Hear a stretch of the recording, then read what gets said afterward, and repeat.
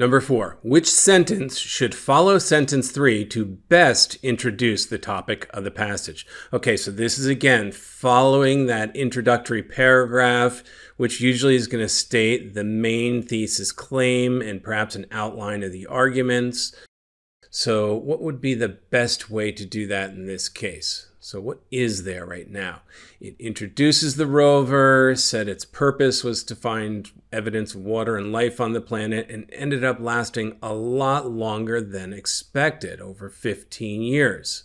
So E, despite the challenges of operating on the surface of another planet, the Opportunity rover made many valuable contributions to the field of space research. Okay, I like this. This is good. There were challenges on the surface of another planet, as we saw from the dust storms and everything in the passage.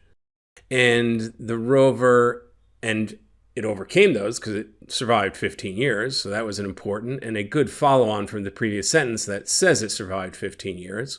Also, the Opportunity rover made many valuable contributions. Remember, there are always these passages, multiple benefits of the topic. So there were multiple contributions from the rover. So I like this. This looks good. The only thing that strikes me is the field of space research. I mean, it's on Mars, that's in space, but it's actually on the planet. So I should probably overlook that, but that holds me a little concerned, that word. Let's look at the other options. The Opportunity rover mission was a success because it informed NASA scientists about how water might have existed on Mars. Well, no, that's too narrow. So it was a success, but not just because it informed scientists that there could have been water. That's too narrow. There were other benefits to the mission as well. So usually there are answers like that on these particular follow the intro questions. They're not the full list of the multiple benefits. And I don't even need to list the benefits specifically in this case. So I don't think F's going to be the right answer. G, throughout the historic mission of the Opportunity rover, NASA scientists had to overcome challenges created by the flaws in the rover's design. So we never really discussed flaws in the design. And in fact, the rover lasted 15 years. It was only supposed to go for basically 3 months. I wouldn't call those flaws. The fact that the dust eventually did it in doesn't indicate a flaw per se.